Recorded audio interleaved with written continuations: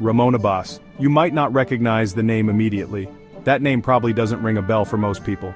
But add Hushpuppi to the mix, and suddenly, a world of fancy cars, designer bags, and extravagant lifestyles pops up. Millions of people followed his Instagram account, captivated by the opulence he displayed. Private jets, designer clothes, wild parties in Dubai, that was the life Hushpuppi showcased to the world. At least that's what he wanted everyone to believe. Behind all the glitz and glamour, a much darker and more sinister story was unfolding. A story filled with internet scams, deceit, and, ultimately, a very public downfall. The internet made it easier for some people to get rich quickly, but not always in a legitimate way. Hushpuppi was one of those people who exploited the digital age for personal gain. He was a master of online deception, using tricks and scams to build his empire. His Instagram wasn't just about flaunting wealth, it was a carefully curated facade. It was all part of his grand plan to attract followers, impress them, and build a fake image based on lies and deceit. His followers saw the glitz and glamour, but not the countless victims he left in his wake. Hushpuppi knew exactly how to manipulate social media to his advantage. He understood the algorithms, knew how to make his posts go viral, and how to create a persona that captivated millions. He became a famous influencer, not for his talents, but for a lifestyle built on crime and deception. His story, while extreme, serves as a stark warning for all of us in the digital age. What we see online is often just a carefully edited version of reality, not the whole truth. Chasing online fame and fortune can have serious, real-life consequences that are often hidden behind the screen.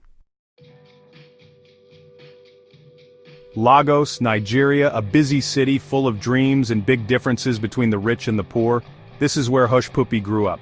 Born Ramona Boss in 1982, he knew what it was like to be poor. Life in Lagos was tough. Jobs were hard to come by, and many people turned to crime just to survive. But Hushpuppi had big dreams. He wasn't happy with what he had. He saw the rich people in the city, and the huge gap between them and everyone else. But he didn't get rich through hard work. He got rich through computers, stolen identities, and complicated online scams. The internet was his escape, a way to get out of the tough life he was living. Online, it didn't matter where you were from. Hushpuppi could be anyone he wanted, and he chose to be rich, showing off a fake image of success while tricking innocent people. In Nigeria, internet scammers have a nickname, Yahoo boys. These individuals are often young men who have found a way to exploit the internet for financial gain.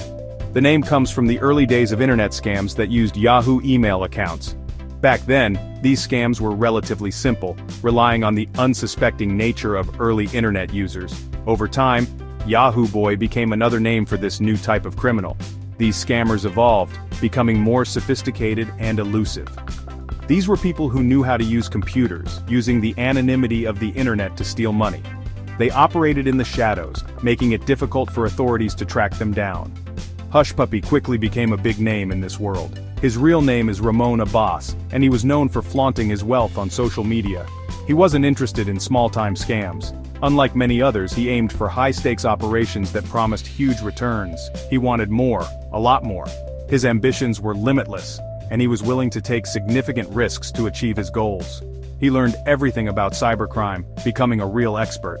His knowledge and skills allowed him to execute complex schemes with precision. His specialty was something called business email compromise, or BC. This method involved tricking businesses into transferring large sums of money to his accounts. He would pretend to be a real company, sending convincing emails to trick employees into sending him money. His emails were so well crafted that even experienced professionals could be fooled.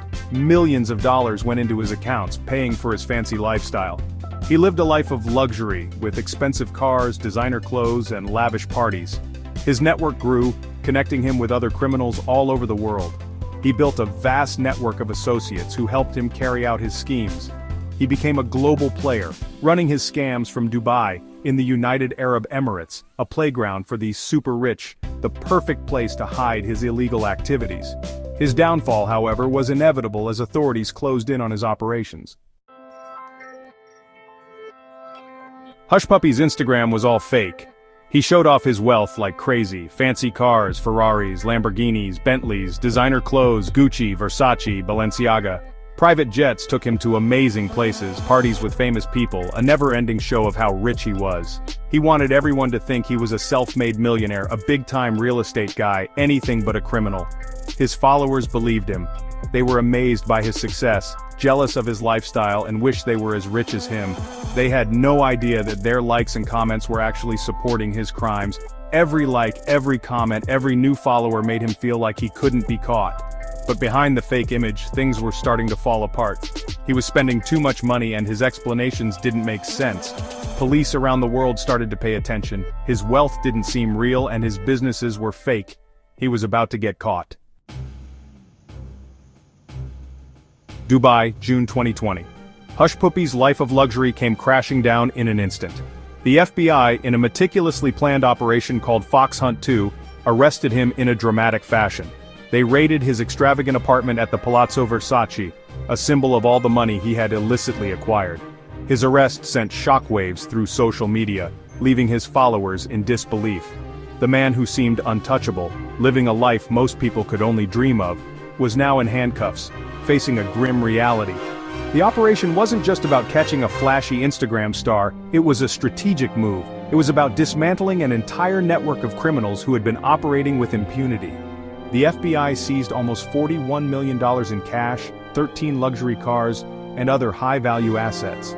They also confiscated numerous electronic devices that contained irrefutable proof of his crimes.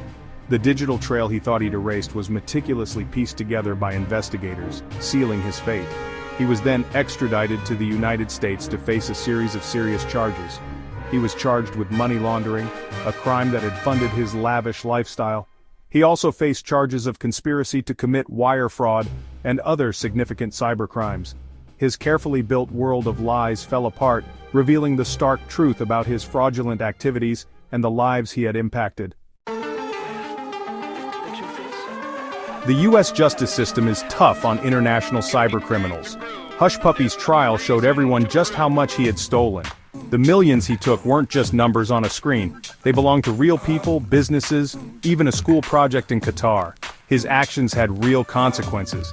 In 2022, he was sentenced to 11 years in federal prison, a very different place from the luxury he was used to. He also had to pay $1.7 million back to his victims, a small amount compared to all the damage he caused. His story is a serious warning that crime, even online, has consequences. The temptation of easy money and a fancy lifestyle built on lies can be strong, but the price you pay for those choices is high years in prison, a ruined reputation, and a criminal record that will follow you forever. Hushpuppi's story teaches us important lessons. The internet is a powerful tool, but it's also a place where scams and fraud are common. To stay safe, we need to be careful, aware, and a little bit suspicious. First, always double-check email addresses.